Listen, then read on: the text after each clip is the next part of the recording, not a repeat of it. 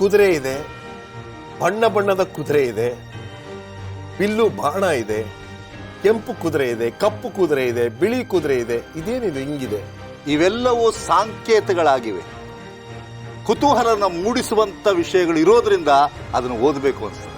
So ಇದು ಕಥೆನ ನಿಜವಾಗ್ಲೂ ನಡೀತಕ್ಕಂಥ ಪುಸ್ತಕ. ಇದು ಚರಿತ್ರೆ, ಇತಿಹಾಸದಲ್ಲಿ ನಡೆದದ್ದನ್ನ ಮುಂದೆ ಹಾಕ್ಲಿಕ್ಕೆ ನೋಡ್ತೇವೆ. ಕಾರ್ಯಕ್ರಮವನ್ನು ವೀಕ್ಷಿಸಿ. ಅದ್ಭುತವಾಗಿರ್ತಕ್ಕಂಥ ವಿಷಯಗಳು ಈ ಕಾರ್ಯಕ್ರಮದಲ್ಲಿದೆ. Revelation reveal.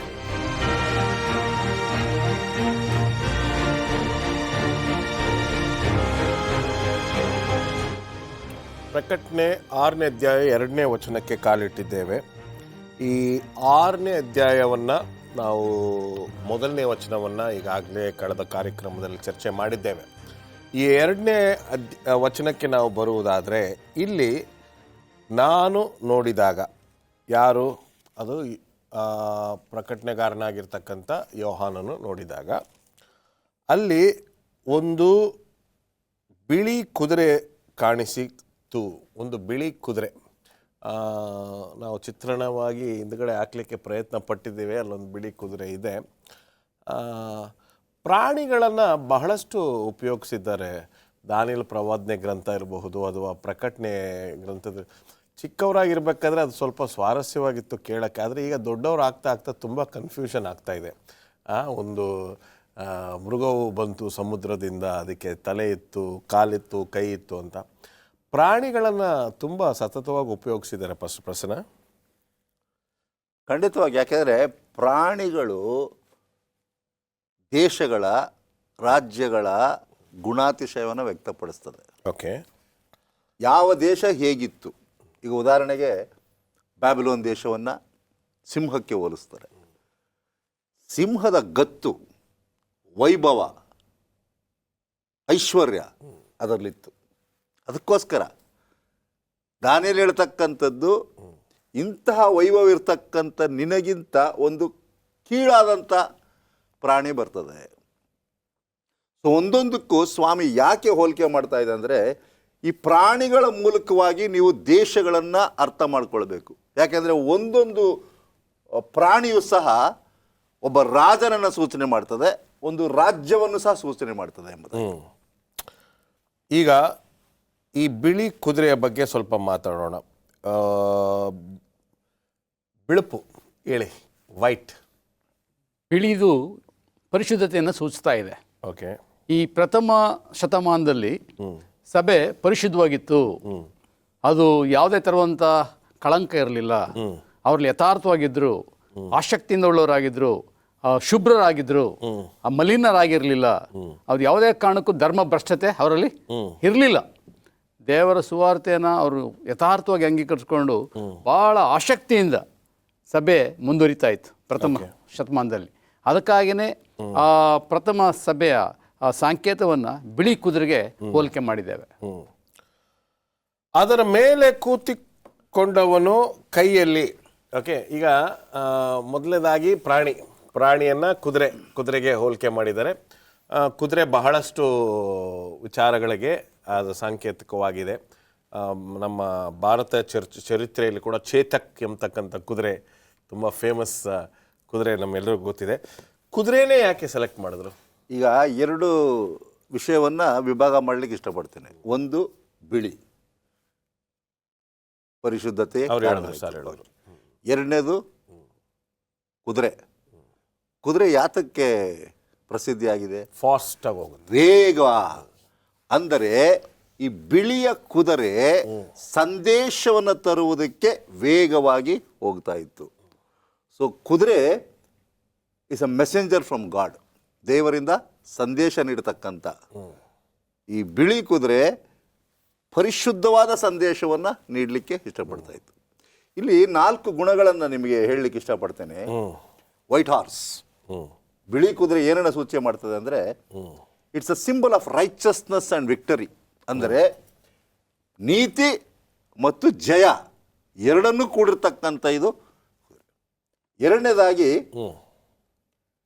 ಪರಿಪೂರ್ಣತೆ ಉಳ್ಳಂಥ ನಂಬಿಕೆ, ಪ್ಯೂರ್ ಫೇತ್, ಪರಿಶುದ್ಧವಾದದ್ದು ಮತ್ತು ಕ್ರಿಸ್ತನ ನೀತಿವಂತಿಕೆಯನ್ನು ಅರಿತುಕೊಂಡದ್ದು. ಅದೇ ತಾನೇ ಮೊದಲನೇ ಶತಮಾನದಲ್ಲಿ ಇರ್ತಂಥ ಸಭೆ, ಅಷ್ಟು ಪರಿಪೂರ್ಣವಾಗಿತ್ತು ಅಂತ. ಮೊದಲನೇ ಶತಮಾನಕ್ಕೆ ನಾವು ಹೋಗೋಣ ಸ್ವಲ್ಪ.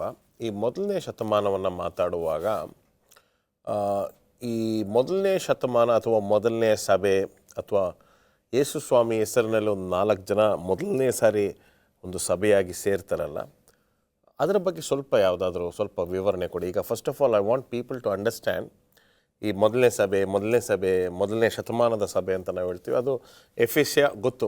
ನಾನು ಹೇಳ್ತಾ ಇರೋದು ಅದಕ್ಕಿಂತ ಮುಂಚಿತವಾಗಿ ಯಾವುದಾದ್ರೂ ಸಭೆ ಇತ್ತಾ, ಅದರ ಬಗ್ಗೆ ಮಾಹಿತಿ ನಮಗೆ ಗೊತ್ತಿರಬೇಕಾ, ಹೂ ಸ್ಟಾರ್ಟೆಡ್ ದಿಸ್, ಅದ್ರ ಸ್ವಲ್ಪ ಏನಾದರೂ ಸ್ವಲ್ಪ ಇದು ಉತ್ತರ ಗೊತ್ತಿದೆ, ಆದರೂ ಸ್ವಲ್ಪ ಕ್ಲಾರಿಟಿ ಬರಲಿ ಅಂತ. ಜನಗಳು ಹೇಳ್ತಾರೆ ನಾವೇ ಪ್ರಥಮ ಸಭೆ ಮೊದಲನೇ ಸಭೆ ಅಂತ ಹೇಳ್ಕೊಳ್ತಾ ಇದ್ದಾರೆ. ಆದರೆ ಪ್ರಥಮ ಸಭೆ ಶುರುವಾದದ್ದೇ ಅಲ್ಲಿ ಆಂಟಿಯಾಕ್ ಅಂತ, ಮೊದಲನೇ ಬಾರಿಗೆ ಕ್ರೈಸ್ತರು ಅಂತ ಕರೆಸ್ಕೊಂಡದೇ ಆಂಟಿಯಾಕದಲ್ಲಿ. ಯಾವಾಗ ಯೇಸು ಸ್ವಾಮಿ ತನ್ನ ಸುವಾರ್ತೆಯನ್ನು ಸಾರುವಾಗ ಎಲ್ಲ ಅಪೋಸ್ತಲರು ಅಲ್ಲಿ ಸೇರಿ ದೇವರನ್ನು ಆರಾಧನೆ ಮಾಡಲಿಕ್ಕೆ ಶುರು ಮಾಡಿದ್ರು. ಕ್ರೈಸ್ತರು ಅಂತ ಮೊದಲನೇ ಹೆಸರು ಬಂದಿದೆ ಅಲ್ಲಿ. ಓಕೆ, ಅದರಿಂದ ಅವ್ರು ಯಾವೇ ಸಭೆ ಈಗಿರೋರು ಮೊದಲನೇ ಸಭೆ ಆಗ್ಲಿಕ್ಕೆ ಸಾಧ್ಯ ಇಲ್ಲ. ಯಾಕೆ ಹೇಳ್ತಾ ಇದ್ದೀನಿ ಅಂದರೆ ಫಸ್ಟ್ ರಾಜದಾಸ್, ಈಗ ನೀವು ಬಹಳ ಕರ್ನಾಟಕದಲ್ಲಿ ಎಲ್ಲ ಕಡೆ ಕೆಲಸ ಮಾಡಿದ್ರಿ, ನೀವು ಎಲ್ಲ ಕಡೆ ಕೆಲಸ ಮಾಡಿದ್ರಿ, ಎಲ್ಲರೂ ನಮ್ಮದೇ ತಾಯಿ ಸಭೆ, ನಾವೇ ಮೊದಲನೇ ಆರಂಭ ಮಾಡಿದ್ದು, ಅವ್ರು ಎರಡನೇ ಆರಂಭ ಮಾಡಿದ್ದು ಎಂಬತಕ್ಕಂಥ ಚರ್ಚೆ ಗೊಂದಲ. ಸೊ ನನಗೆ before we get into this white horse, ಈ ಬಿಳಿಯ ಕುದುರೆ ಬಗ್ಗೆ ಇನ್ನೂ ಸಂಪೂರ್ಣವಾಗಿ ತಿಳ್ಕೊಳ್ಳೋಕೆ ಮುಂಚೆ ಮೊದಲನೇ ಸಭೆ ಅಂದರೆ ಏನು, ಅಥವಾ ಮೊದಲನೇ ಶತಮಾನದ ಸಭೆ ಅಂದರೆ ಏನು ಎಂಬತಕ್ಕಂಥ ನೀವೇನಾದರೂ ಈ ಸಭೆಗಳ ಬಗ್ಗೆ ಮಾತಾಡುವಾಗ ಕ್ರಿಸ್ತನಿಂದ ಪ್ರಾರಂಭವಾದದ್ದೇ ಮೊದಲನೇ ಸಭೆ. ಅಪೊಸ್ತಲರ ಕೃತ್ಯಗಳು 11ನೇ ಅಧ್ಯಾಯ 26ನೇ ವಚನ ಇವರು ಹೇಳಿದ ಹಾಗೆ, ಬಾರ್ನಬನು ಅಲ್ಲಿಗೆ ಅಂತ್ಯೋಕ್ಯಕ್ಕೆ ಹೋದಾಗ ಪ್ರಪ್ರಥಮ ಬಾರಿಗೆ ಅವರು ಕ್ರೈಸ್ತರು ಅನಿಸಿಕೊಂಡರು. ಅಂದಮೇಲೆ ಅಲ್ಲಿ ತನಕ ಅವರು ಕ್ರೈಸ್ತರಾಗಿರ್ಲಿಲ್ವಾ? ಇನ್ನೊಂದು ಪ್ರಶ್ನೆ ಬರ್ತದೆ ನಮಗೆ. ಇಲ್ಲ. ಕಾರಣ ಏನಂದರೆ, ಜನರನ್ನು ಹೇಗೆ ಗುರುತಿಸ್ತಿದ್ರು ಅಂದರೆ, ಇವರು ಯಹೂದ್ಯರು, ಇವರು ಅನ್ಯರು. ಪೇತ್ರನಿಗೆ ಕನಸು ಬಂದಾಗ 10ನೇ ಅಧ್ಯಾಯದಲ್ಲಿ, ಅಪೊಸ್ತಲರ ಕೃತ್ಯಗಳು 10ನೇ ಅಧ್ಯಾಯದಲ್ಲಿ, ನೀ ಕೊರ್ನೇಲಿಯನ ಮನೆಗೆ ಹೋಗಬೇಕು ಅಂದರೆ, ಕೊರ್ನೇಲಿಯ ಯಾರು? ಅನ್ಯನು. ನೀನು ಯಾರು? ಯಹೂದ್ಯನು. ಸೊ ಒಂದು ದರ್ಶನವನ್ನು ಕೊಡ್ತಾರೆ ಪೇತ್ರನಿಗೆ, ನೀನು ಈ ಪ್ರಾಣಿಗಳನ್ನ ತಿನ್ನಬೇಕು ಅಂತ. ಇಲ್ಲ ಸ್ವಾಮಿ, ನಾನು ತಿನ್ನಕ್ಕಾಗಲ್ಲ, ನಾನು ಯಹೂದ್ಯನು, ಹೊಲಿಯಾದದ್ದೊಂದು ಹೋಗಿಲ್ಲ.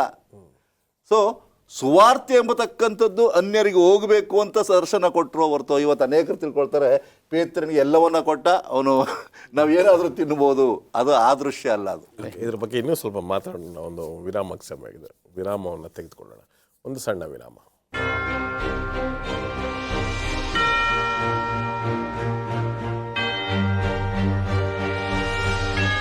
ತುಂಬ ಆಶ್ಚರ್ಯಕರವಾಗಿರ್ತಕ್ಕಂಥ ಮಾಹಿತಿಗಳನ್ನು ನಾವು ಕಲಿತಾ ಇದ್ದೀವಿ ಇಲ್ಲಿ. ಬಿಳಿಯ ಕುದುರೆಯ ಬಗ್ಗೆ ನಾವು, ಬಿಳಿಯ ಕುದುರೆ ಹತ್ರ ಹೋಗೋಕ್ಕಿಂತ ಮುಂಚಿತವಾಗಲೇ ನಾವು ಆದಿ ಸಭೆ ಎಲ್ಲಿ ಶುರುವಾಯಿತು ಅದ್ರ ಬಗ್ಗೆ ಎಲ್ಲ ಮಾತಾಡ್ತಿದ್ವಿ. ವಿರಾಮ ಬಂದ್ಬಿಡ್ತು. ಸೊ ಆದಿ ಸಭೆ ಅಂದರೆ ನಿಜವಾಗ್ಲೂ if we have to put a finger on it, ಇದೇ ಆದಿ ಸಭೆ ಅಂದರೆ ಯಾವುದು? ಖಂಡಿತವಾಗಿ ಇದೇ ಆದಿ ಸಭೆ ಎಂಬುದಾಗಿ ನಾವು ಹೇಳಲಿಕ್ಕಿಂತ ಮುಂಚಿತವಾಗಿ ಹಿಂದೆ ಸಭೆಗಳಿರಲಿಲ್ವಾ? ಈಗ ಮೋಶೆ ಇರುವ ಸಮಯದಲ್ಲಿ ಸಭೆಗಳಿಲ್ಲ. ಸ್ವಾಮಿ ಹೇಳ್ತಾನೆ, ನೀವು ಡೇರೆಗಳನ್ನ ಮಾಡ್ಕೊಳ್ಬೇಕು, ಅಲ್ಲಿ ಆರಾಧನೆ ಮಾಡಬೇಕು ಅಂತ. ಅಬ್ರಾಮನ ಕಾಲದಲ್ಲೂ ಸಹ ಆತನು ಸ್ಥಳದಿಂದ ಸ್ಥಳಕ್ಕೆ ಡೇರೆಗಳನ್ನ ಮಾಡ್ಕೊಂಡು ಹೋಗ್ತಾ ಇದ್ದ.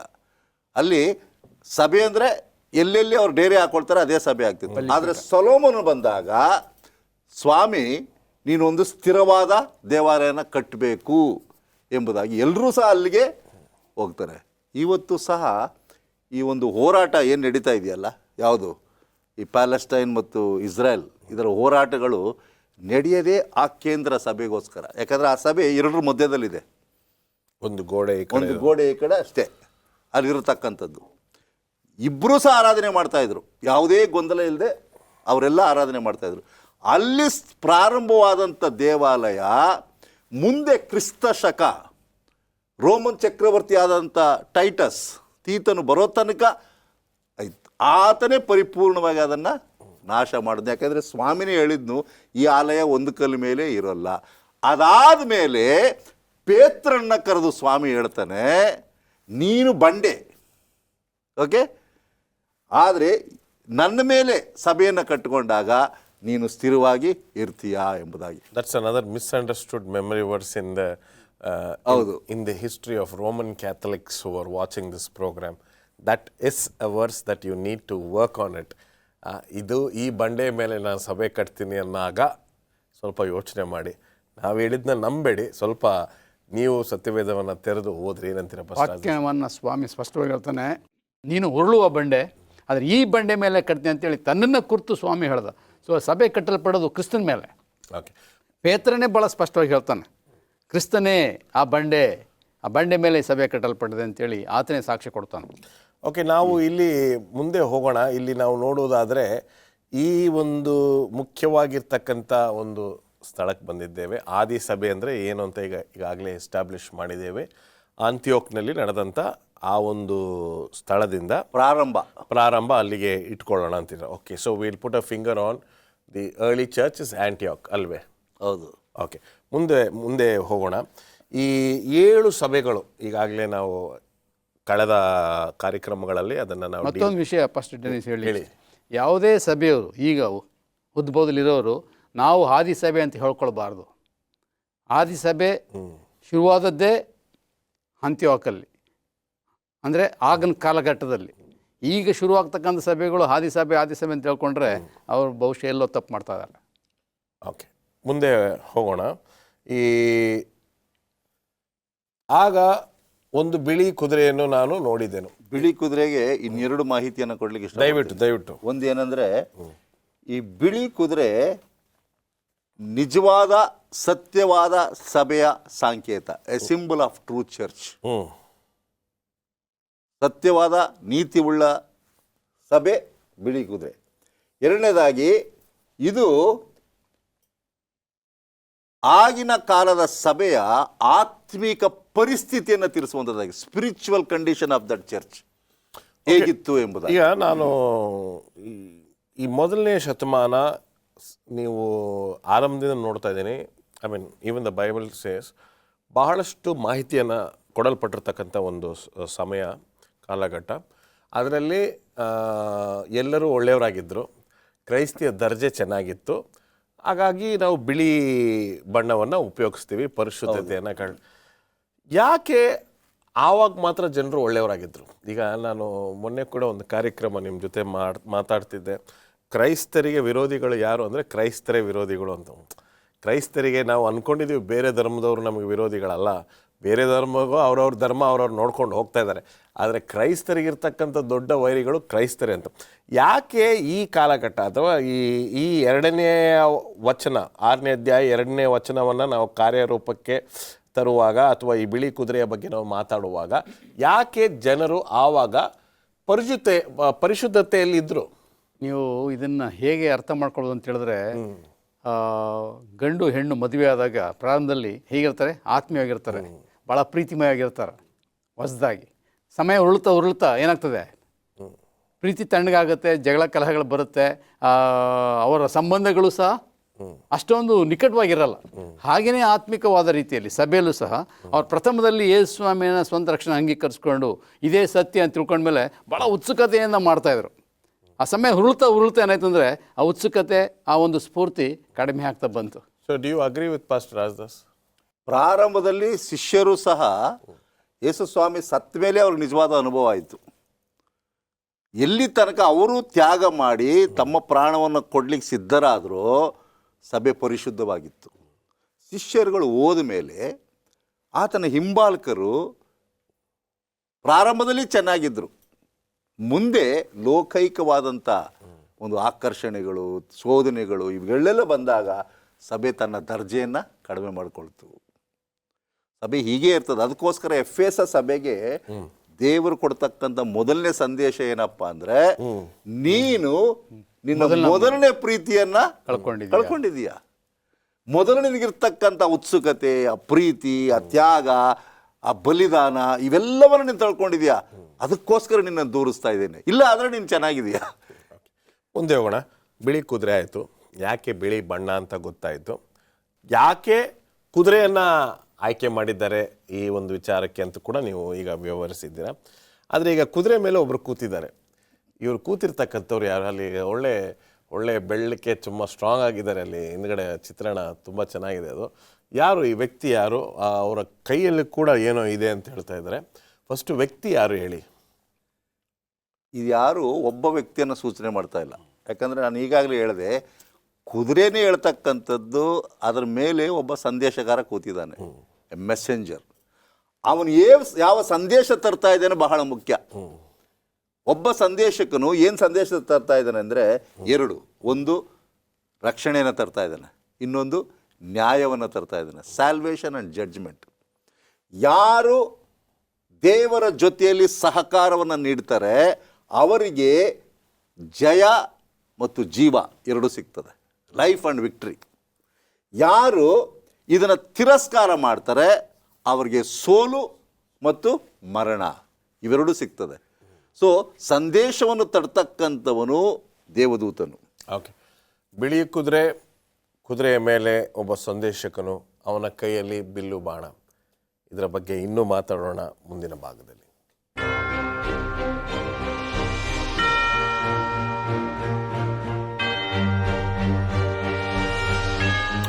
6ನೇ ಅಧ್ಯಾಯ 2ನೇ ವಚನಕ್ಕೆ ನಮ್ಮ ಗಮನ ಬಂದಿದೆ. ಈ 6ನೇ ಅಧ್ಯಾಯ 2ನೇ ವಚನಕ್ಕೆ ನಾವು ಬರುವುದಾದರೆ ಇಲ್ಲಿ ಒಂದು ಬಿಳಿ ಕುದುರೆ. ಈ ಕುದುರೆಯು ಏನನ್ನು ಸೂಚಿಸ್ತಕ್ಕಂಥದ್ದು, ಯಾಕೆ ಬಿಳಿ ಬಣ್ಣದಲ್ಲಿದೆ ಅಂತಕ್ಕಂಥದ್ದನ್ನು ಈಗಾಗಲೇ ನಾವು ಚರ್ಚೆ ಮಾಡಿದ್ದೇವೆ. ಈ ವ್ಯಕ್ತಿಯು ಯಾರು ಎಂಬತಕ್ಕಂಥದ್ದನ್ನು ಕೂಡ ನಾವು ಚರ್ಚೆ ಮಾಡಿದ್ದೀವಿ. ದೇವದೂತನು. ಈತನ ಕೈಯಲ್ಲಿ ಒಂದು ಬಿಲ್ ಇತ್ತು. Okay, will just discuss that ನಾವು. ಈ ಬಿಲ್ಲು ಬೋ ಹೇಳಿ. ಬಿಲ್ಲು ಅಂದರೆ ದೇವರ ವಾಕ್ಯವನ್ನು ಸೂಚನೆ ಮಾಡ್ತದೆ, ವರ್ಡ್ ಆಫ್ ಗಾಡ್. ಅಪೊಸ್ತಲ ಕೃತ್ಯಗಳು 4ನೇ ಅಧ್ಯಾಯ 12ನೇ ವಚನವನ್ನು ಗಮನಿಸುವಾಗ ಅಲ್ಲಿ ಏನು ಹೇಳ್ತದೆ ಅಂದರೆ, ದೇವರ ವಾಕ್ಯವು ಸಜೀವವಾದದ್ದು, ಅದು ಇಬ್ಬಾಯಿ ಕತ್ತಿಗೆ ಸಮಾನನಾದದ್ದು, ಕೀಲು ಮಜ್ಜೆಗಳನ್ನು ಭೇದಿಸುವಂಥದ್ದು. ಸೊ ದೇವರ ವಾಕ್ಯಗಿರ್ತಕ್ಕಂಥ ಶಕ್ತಿ ಎರಡು. ಆ ವಾಕ್ಯವನ್ನು ಓದುವವನು ಬದಲಾಗ್ಲಿಕ್ಕೋಸ್ಕರ ಓದ್ತಾನೆ, ಇನ್ನೊಬ್ಬನು ಅದನ್ನು ಓದಿ ನಡ್ಕೊಳ್ಳದೆ ನಾಶನಕ್ಕೋಸ್ಕರ ಹೋಗ್ತಾನೆ.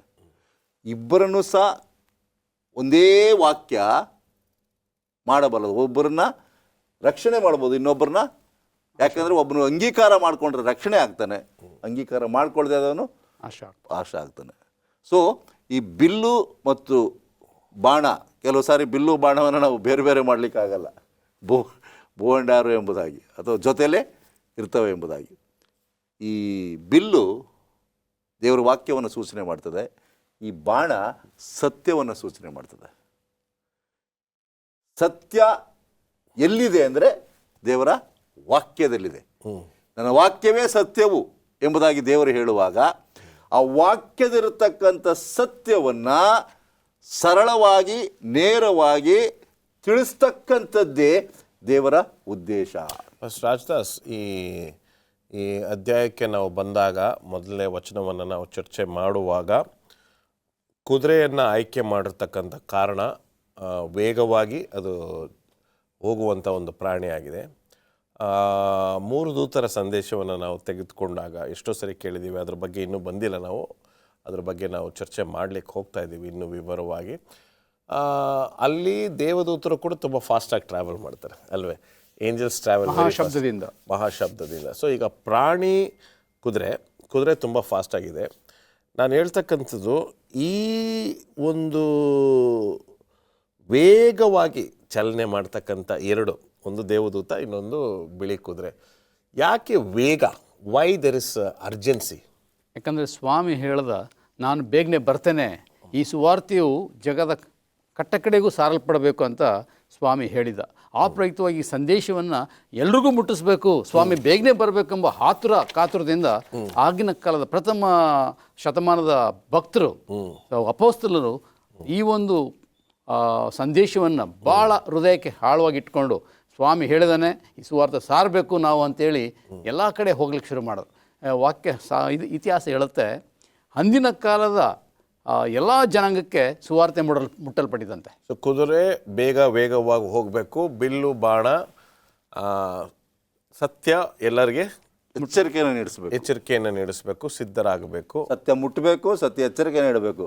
ಒಬ್ರು ಹೇಳ್ತಾರೆ ಈ ರೀತಿಯಲ್ಲಿ, ಯೇಸು ಕ್ರಿಸ್ತನ ವಾಕ್ಯಗಳು ನುಣುಚಾದಂಥ ಒಂದು ಬಾಣಕ್ಕೆ, ಶಾರ್ಪ್ ಆರೋಸ್, ಅದೇನು ಮಾಡ್ತದೆ ಅಂದರೆ ಅದು ನಮಗೆ ಗಾಯ ಮಾಡ್ತದೆ ಮತ್ತು ಹೃದಯದ ಒಳಗೆ ಹೋಗಿ ನಮ್ಮನ್ನು ಬದಲಾಯಿಸ್ತದೆ. ಅದನ್ನೇ ತಾನೇ ಅಪೊಸ್ತಲರ ಕೃತ್ಯಗಳು 4:12 ಇರ್ತಕ್ಕಂಥದ್ದು. ಕೀಲು ಮಜ್ಜೆಗಳಿಗೂ ಹೋಗ್ತಕ್ಕಂಥ ಒಂದು ಪರಿಸ್ಥಿತಿ ದೇವರ ವಾಕ್ಯಕ್ಕಿದೆ. ಆದರೂ ಮುದ್ರೆಗಳ ಬಗ್ಗೆ ನಾವು ಚರ್ಚೆ ಮಾಡೋದೇ ಇಲ್ಲ, ಆದರೂ ಮುದ್ರೆಗಳ ಬಗ್ಗೆ ಪ್ರಸಂಗ ಮಾಡೋದೇ ಇಲ್ಲ. ಆದರೂ ಎಲ್ಲೋ ಒಂದು ಕಡೆ ಇನ್ನೂ ನಾವು ಯೆಹೋವನ ಕುರುಬನು, ನಾನು ಕೊರತೆ ಪಡೋನು, ಯೇಸು ಸ್ವಾಮಿ ನಿಮ್ಮ ಸಾಲಗಳನ್ನು ತೀರಿಸ್ತಾನೆ, ಇದೆಲ್ಲ ಒಳ್ಳೆ ಸಂದೇಶಗಳೇ, ನಾನು ಯಾವ ತೀರ್ಪು ಮಾಡ್ತಾ ಇಲ್ಲ.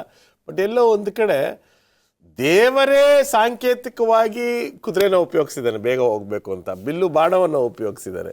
ಓಕೆ, ಸೊ ಎಲ್ಲೋ ಒಂದು ಕಡೆ ಇಷ್ಟೆಲ್ಲ ಈಗ pastor Rajadas, you both have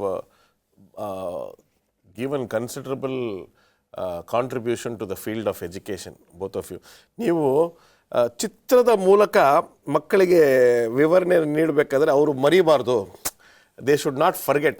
okay, ನೋಡಪ್ಪ ಇದು ಟೀಚಿಂಗ್ ಏಡ್ನ ದೇವರು ಇಲ್ಲಿ ಬಿಳಿ ಕುದುರೆ ಬಿಲ್ಲು ಬಾಣನ್ನು ಉಪಯೋಗಿಸಿ ಇದ್ರದ್ದು ಅರ್ಜೆನ್ಸಿ ಎಷ್ಟಿದೆ ಅಂತ ಅರ್ಥ ಮಾಡ್ಕೊಳ್ಳಿ ಅಂತ ಕೊಟ್ಟರು. ಎಲ್ಲ ಒಂದು ಕಡೆ ಇನ್ನೂ 100 ವರ್ಷ ಆಗುತ್ತೆ ಯೇಸು ಸ್ವಾಮಿ ಬರೋಕ್ಕೆ ಅಂತ ಇದ್ದಾರೆ ಜನರು. ಏನಂತೀರ? ಖಂಡಿತ ಇದು ಜನಗಳು ತಾವೇ ಒಂದು ತಪ್ಪಾದ ಹಾದಿಯಲ್ಲಿ ಜನಗಳು ನಡೆಸ್ತಾರೆ. ಯಾಕಂದ್ರೆ ಮೊದಲು ಇವ್ರು ಸಿದ್ಧರಾಗಿಲ್ಲ. ನಮಗೆ ನಂಬಿಕೆ ಇದ್ದರೆ ತಾನೇ ಇನ್ನೊಬ್ರಿಗೆ ಹೇಳಲಿಕ್ಕೆ ಸಾಧ್ಯ. ಖಂಡಿತವಾಗಿ ನಮಗೆ ಅಡ್ರೆಸ್ ಗೊತ್ತಿರಬೇಕಲ್ಲ, ಆವಾಗಲೇ ಬೇರೆಯವ್ರಿಗೆ ಅಡ್ರೆಸ್ ಹೇಳೋಕ್ಕಾಗೋದು. ನಮಗೆ ಅಡ್ರೆಸ್ ಗೊತ್ತಿಲ್ಲ, ಹಿಂಗೆ ಹೋಗಿ ಅಲ್ಲಿ ಲೆಫ್ಟ್ ತಗೋ ಅಲ್ಲ ಅಂತ ಹೇಳಕ್ಕೆ ನಮಗೂ ಅಡ್ರೆಸ್ ಗೊತ್ತಿರಬೇಕಲ್ಲ. ಸೊ ಈ ದೇವ್ರ ವಾಕ್ಯ ಎಷ್ಟು ಬೇಗ ಹೋಗಿದ್ರೂ ಸಹ ಇನ್ನೂ ಸಹ ಅರಿಯದ ಅನೇಕ ಜನಾಂಗಗಳಿದೆ. ಎಷ್ಟೋ ಜನಕ್ಕೆ ಗೊತ್ತೇ ಇಲ್ಲ, ನನಗೆ ಗೊತ್ತೇ ಇರಲಿಲ್ಲ ಯೇಸು ಸ್ವಾಮಿ ದೇವರು ಅಂತ, ನನಗೆ ಗೊತ್ತೇ ಇರಲಿಲ್ಲ ಇದು ಇದೆ ಎಂಬುದಾಗಿ. ಮುಂದೆ ಹೋಗೋಣ. ಅವನಿಗೆ ಕಿರೀಟ ಕೊಡಲ್ಪಟ್ಟಿತ್ತು. What is the crown? ಮತ್ತೊಂದು ವಿಷಯ ಹೇಳಕ್ಕೆ ಬಯಸ್ತೀನಿ ಫಸ್ಟ್. ಹೇಳಿ ಸರ್. ಈ ಒಂದು ವಾಕ್ಯ ಯಾಕೆ ಬಿಲ್ಲು ಹೋಲಿಕೆ ಅಂತ ಹೇಳಿದ್ರೆ, ಆ ವಾಕ್ಯ ಹೋದ್ಮೇಲೆ ಕನ್ವಿಕ್ಷನ್ ಆಗುತ್ತಂತೆ, ಪರಿವರ್ತನೆ. ಇವತ್ತು ವಾಕ್ಯ ಹೋದರೆ ಪರಿವರ್ತನೆ ಆಗುತ್ತೆ, ಅವರು ಮುಚ್ಚಿಬಿಟ್ರೆ ಹೆಂಗೆ ಪರಿವರ್ತನೆ ಆಗುತ್ತೆ? ಅದರಿಂದ ವಾಕ್ಯ ಓದಬೇಕು, ಆಗ ಸತ್ಯ ಅಸತ್ಯ ಏನು, ಸ್ವಾಮಿ ಬರೋದು ಶೀಘ್ರನ ತಡವಾಗತ್ತಾ ಎಂಬುದಾಗಿ ಗೊತ್ತಾಗುತ್ತೆ. ಈಗ ಬಾಣ ಬಂದು ಒಂದು ಗುರಿಯನ್ನು ಮುಟ್ಟುವಾಗ ಅಥವಾ ಒಂದು ಸ್ಥಳವನ್ನು ಅದು ಆ ಸ್ಥಳ ಖಂಡಿತವಾಗ್ಲೂ ಪರಿಣಾಮವನ್ನು ಬೀರಬೇಕಲ್ಲ, ಹೋಗಿ ಬಿದ್ದಿರ್ತಕ್ಕಂಥ ಹೃದಯಕ್ಕೆ ಯಾವಾಗ ವಾಕ್ಯ ಮುಟ್ಟುತ್ತೆ, ಸ್ಥಳ ಅನ್ನೋದೇ ಹೃದಯ. ಓಕೆ, ಹೃದಯಕ್ಕೆ ಹೋಗಿ ಮುಟ್ಟಬೇಕದು, ಆಗ್ಲೇ ಪರಿವರ್ತನೆ ಆಗೋದು. ಓಕೆ, ಹೃದಯಕ್ಕೆ ಮುಟ್ಲಿಲ್ಲ, ಹೊರಗಡೆನೇ ಇದ್ರೆ ನಿಮ್ ಪರಿವರ್ತನೆ ಆ ವಾಕ್ಯಗಳು ಬುಲೆಟ್ ಹೋದಂಗೆ ಈ ಕಡೆಯಿಂದ ಕೇಳಿ ಈ ಕಡೆ ಬಿಟ್ಬಿಟ್ರೆ ಪರಿವರ್ತನೆ ಆಗಲ್ಲ. ಅದು ಹಂತರಿಂದಿರಕ್ಕೆ ಹೋಗ್ಬೇಕು, ಆಗ ಮಾನಸಾಂತರ ಆಗುತ್ತೆ. ಹೃದಯ ಎಂಬ ಬಾಗಿಲ ಬಳಿಯಲ್ಲಿ ಯೇಸು ಸ್ವಾಮಿ ಅನ್ನೋದಕ್ಕಿಂತ ಒಂದು ಕುದುರೆ ಬಿಲ್ಲು ಬಾಣ ನಿಮ್ಮ ಹೃದಯಕ್ಕೆ ನಾಟಿದೆ, ಅದು ಸತ್ಯದ ಬಿಲ್ಲು ಬಾಣ. ಅದ್ರ ಬಗ್ಗೆ ನೀವು ಏನು ಮಾಡ್ಲಿಕ್ಕೆ ಹೋಗ್ತಾ ಇದ್ದೀರಾ, ನಿಮ್ಮಲ್ಲಿ ಆಗಿರ್ತಕ್ಕಂಥ ಪರಿಣಾಮಗಳು ಅಥವಾ ಏನು ವ್ಯತ್ಯಾಸಗಳು ಎಂಬತಕ್ಕಂಥ ವಿಷಯವನ್ನು ನಾವು ಅರ್ಥ ಮಾಡ್ಕೋಬೇಕು. ಸೊ ಖಂಡಿತವಾಗ್ಲೂ ಬಿಳಿ ಕುದುರೆ ಏನನ್ನು ಸೂಚಿಸ್ತಕ್ಕಂಥದ್ದು, ಆ ವ್ಯಕ್ತಿ ಯಾರು, ಬಿಲ್ಲು ಬಾಣ ಮತ್ತು ಬಾಣ ಎಲ್ಲಿಗೆ ಹೋಗ್ತದೆ ಅಂತಕ್ಕಂಥ ವಿಚಾರವನ್ನು ಈಗಾಗಲೇ ಚರ್ಚೆ ಮಾಡಿದ್ದೇವೆ. ಮುಂದಿನ ದಿನಗಳಲ್ಲಿ ಈ ಕಿರೀಟ ಮತ್ತು ಇನ್ನಷ್ಟು ವಿಚಾರಗಳ ಬಗ್ಗೆ ನಾವು ಮಾತಾಡೋಣ. ದೇವರು ನಮ್ಮೆಲ್ಲರನ್ನ ಆಶೀರ್ವದಿಸಲಿ. ನಮಸ್ಕಾರ.